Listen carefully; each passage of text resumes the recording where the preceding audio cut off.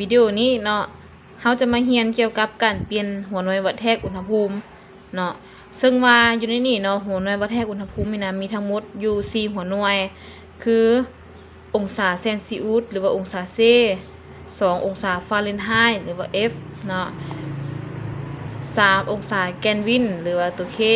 เนาะ4องศาโลเมอร์เนาะหรือว่าตัว R เนาะอยู่ในหัวหน่วยวัดแทกอุณหภูมิให้จื้อให้ได้คือมี4หัวหน่วยเนาะวันนี้เนาะพวกน้องต้องจื้อสูตรกันพัวพันหัวหน่วยวัดแทกอุณหภูมิเนาะคือมี4ส่วน5เท่าฟาเรนไฮต์ลบ32ส่วน9เท่าโลเมอร์ส่วน4เท่า K ลบ32ส่วน5ต้องจื้อให้ได้กระปากเนาะต้องจื้อให้ได้กระปากสูตรนี้แล้วเนาะวิธีนำใช้สูตรตัวนี้นะถ้าว่าเขาจื้อยาแบบนี้แล้วเขาสินำใช้เขาสิใช้ยังไงอาจารย์เนาะตัวอย่างคือพวกน้องถามอย่างซี่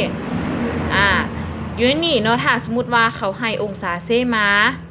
เนาะแล้วถามหาองศาโลเมอร์ซึ่งว่าองศาฟาเรนไฮต์กับแกลวินนี่เขาบ่ได้ถามหาเลยฉะนั้นตัวใดที่เขาบ่ถามหาพวกน้องก็ปิดไว้เนาะปิดไว้เขาบ่ถามหาเขาให้องศาเซมาแล้วถามหาโลเมอร์ฉะนั้นเวลาเขาเขียนสูตรออกมาให้เขาเขียนแต่4ส่วน5เท่ากับโลเมอร์ส่วน4เลยเนาะอันนี้เป็นวิธีนำใช้หรือว่าถ้าเขาให้องศาเซลแล้วถามหาฟาเรนไฮต์ส่งตัวนี้บ่เกี่ยวกับปิดไว้ก็เขียนแต่ตัวส่งตัวนี้ออกมาไล่เนาะตัวอย่างเนาะอาจารย์สิพาคิดไล่เบิ่งเนาะตัวอย่างคืออันนี้ลิบกันเนาะตัวอย่างคือตัวอย่างที่1เนาะจงเปลี่ยนหัวหน่วยลุมนี้ให้เป็นโลเมอร์ทั้งหมดเนาะอยู่ในนี้เขาจะให้มาอยู่3ข้อกขเนาะขเขาให้องศาเซมาเนาะแต่ว่าให้เฮาเปลี่ยนเป็นองศาโลเมอร์ขให้องศาแกลวินมาแล้วให้เปลี่ยนเป็นองศาโลเมอร์เนาะขเขาให้ฟาเรนไฮต์มาแล้วเปลี่ยนเป็นองศาโลเมอร์คือกันเนาะฉะนั้นเฮามาลองแก้ข้อที่1แล้วเนาะข้อกอไก่ข้อก็เขาให้องศาเซมมาแล้วถามหาโลเมอร์คืออาจารย์มาเนาะเขาให้องศาเซมมาแล้วให้องศาโลเมอร์ถามหาโลเมอร์ฉะนั้นส่งตัวนี้บ่เกี่ยวปิดไว้เขียนตั้งแต่ตัวนี้กับตัวนี้ออกมาเนาะเขาก็เขียนออกมาเลย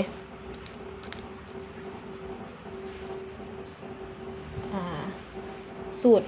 โซซะเนาะสูตรแทนสูตรใส่ก่อนเนาะ4ส่วน5เท่ากับโลเมอร์ส่วน4เนาะอันนี้เป็นสูตรมันเขาถามหาโลเมอร์ฉะนั้นเราก็ถอดเอาโลเมอร์เนาะเท่ากับนี่คูณนี่หารนี่เนาะฉะนั้นเป็น4คูณองศาเซส่วนให้5เนาะฉะนั้นองศาเซนี่เขาให้มาเท่าไหร่32บ่แทนซะเลยเท่ากับ4คูณให้32หาร5เนาะฉะนั้น r จึงเท่ากับ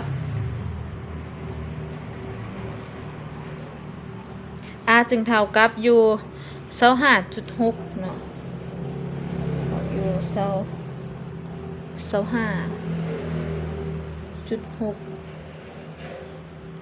องศาโลเมอร์เห็นปะแสดงว่า32องศาเซเนาะเท่ากับ25.6โลเมอร์เนาะข้อกอเนาะวันนี้ข้อได้ป่ะเนี่ยข้อแก้คือกันเนาะแก้คือกันข้อเขาให้แกลวินมาแล้วถามหาโลเมอร์เนาะเบิ่งตัวเกี่ยวของนะเขาให้แกลวินมาแล้วถามหาโลเมอร์แสดงว่าส่งตัวนี้บ่เกี่ยวอัดสูตรนี้ไว้แสดงว่าเวลาเขียนถอนสูตรแทนสูตรใส่ก็เป็น r ส่วน c ต้องเขียนตามลำดับเนาะบ่แม่นเสียตัวนี้ขึ้นมาเทิงเนาะเอาตามลำดับเลย r ส่วน c เท่ากับแกลวินลบ273ส่วน5เนาะถามหา r ก็ของเรา r เท่ากับเท่าใดตัวที่ว่าตัวหารเนาะแยกขึ้นมาเป็นคูณจะเป็นc เนาะคูณให้ k ลบ30ลบ273เนาะ273หารให้5นะk เขาให้มามัน40เนาะกระแทนใส่เลย4คูณ40ลบ273ส่วนให้5เพราะฉะนั้น องศาโลเมอร์จึงเท่ากับ186.4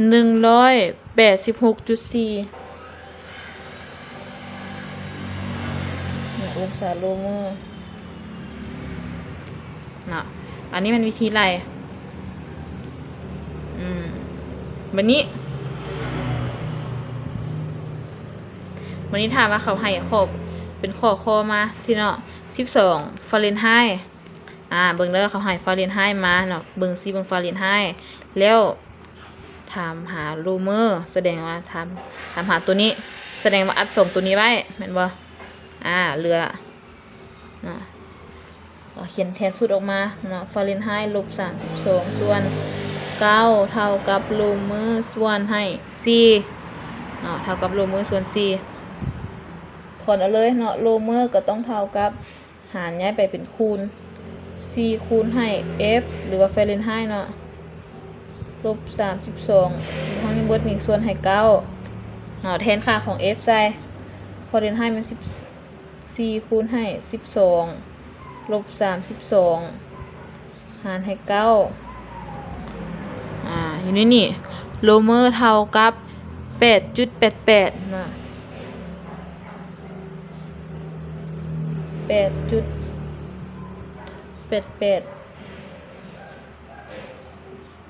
อันนี้มันคำตอบ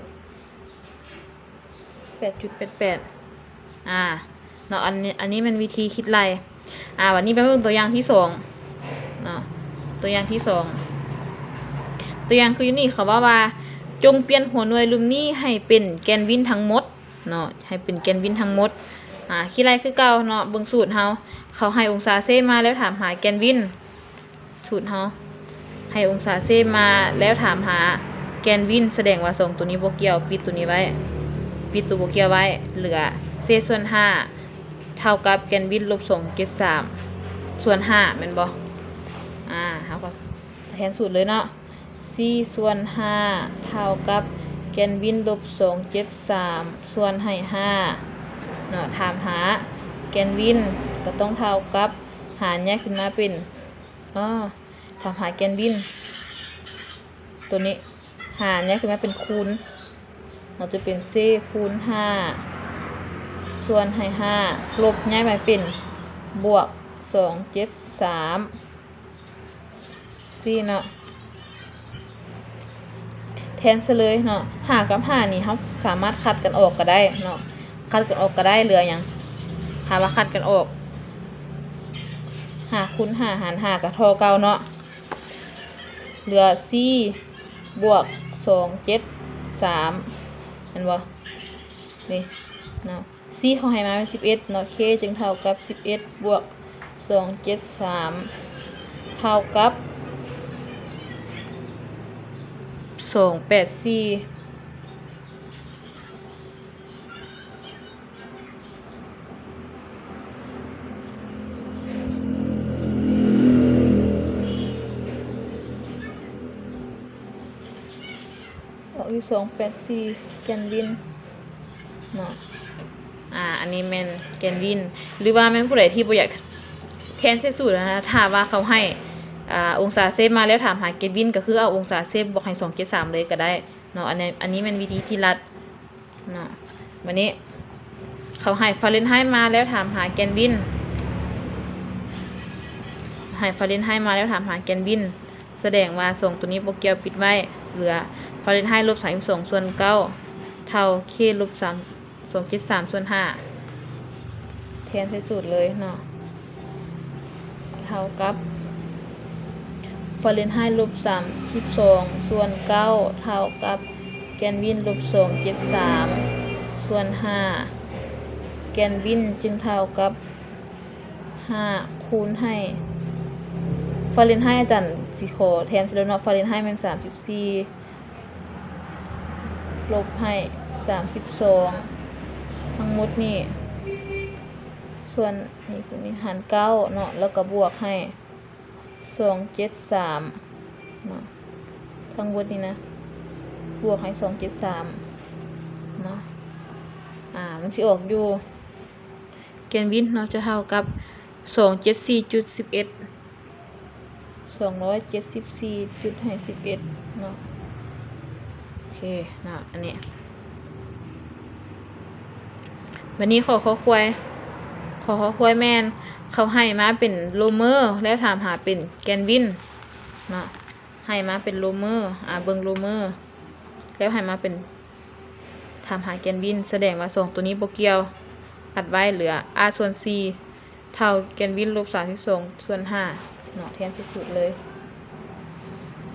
จะได้ r ส่วน c โลเมอร์ส่วน c เท่ากับ k แกนวินลบ273ส่วน5เนาะถามหาแกนวินก็เท่ากับหารได้ไปเป็นคูณโลเมอร์มัน18เนาะ18คูณ5หาร4บวกให้273เนาะข้อสุดท้ายข้อควายออกอยู่295.5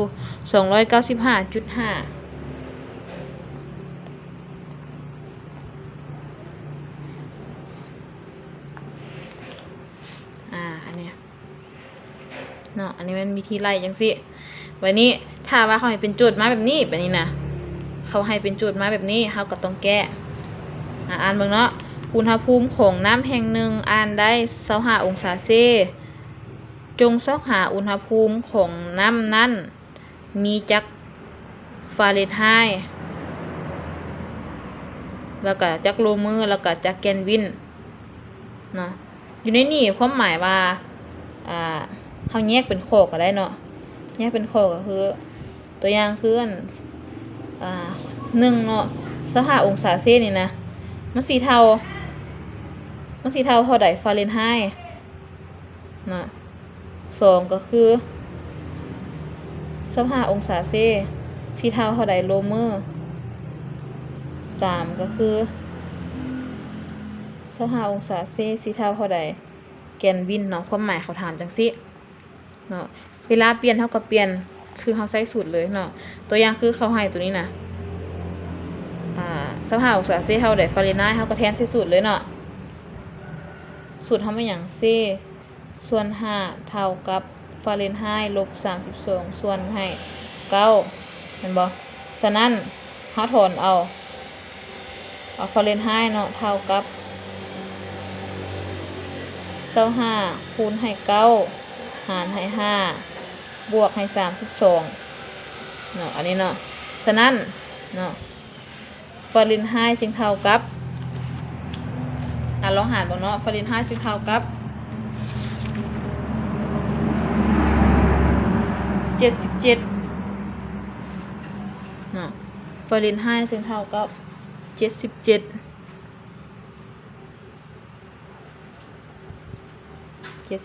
เนาะตื่นสนิทเลยก็ได้เท่ากับ77เนาะโอเคเห็นปะวันนี้เขาถามหาโลเมอร์เนาะเขาให้25องศาเซมาถามหาโลเมอร์เขาก็แทนใส่สูตรเลยเนาะc ส่วน5เท่ากับโลเมอร์ส่วนให้ c เห็นบ่ถามหาอย่างโลเมอร์เนาะเท่ากับ25คูณ4หาร5ฉะนั้นโลเมอร์จึงเท่ากับ25คูณ4หาร5ออกอยู่20เนาะอยู่20แสดงว่า25องศาเซเท่ากับ20โลเมอร์เนาะวันนี้สุดท้ายเนาะ25องศาเซลเซียสมีเท่าใดแกนวินเนาะจือบ่ว่าถ้าว่าเฮาแทนสุดๆก่อนเนาะc ส่วน5เท่ากับแกนวินลบ273ส่วน5เขาถามหาแกนวินเนาะแกนวินก็ต้องเท่ากับขึ้นคือกันเนี่ยออกเลยนะก็เหลืออย่างเหลือองศาเซบวก273แม่นบ่องศาเซมันเท่าใด25บวกให้273เนาะ k จึงเท่ากับ298 298ความหมายว่า25องศาเซลเซียสจะเท่ากับ298แกลวินเนาะอันนี้แม่นวิธีคิดไล่เนาะอันนี้แม่นวิธีคิดไล่บ่ว่าเขาสิให้โจทย์มาจังได๋ก็อย่าเนาะคะแนนว่าเฮาจื้อสูตรเนาะจื้อสูตรตัวนี้ให้ได้ แล้วจื้อให้ได้ว่า C นี่มันสัญลักษณ์หัวหน่วยสัญลักษณ์ขององศาหยังเนาะ F D มันองศาหยัง K มันองศาหยัง R มันองศาหยังต้องจื้อแล้วก็ต้องจื้อสูตรเขาให้โจทย์มาแบบใดก็อย่าเนาะเฮาก็ต้องเขียนสิ่งที่เขาให้มาออกมาเนาะแล้วก็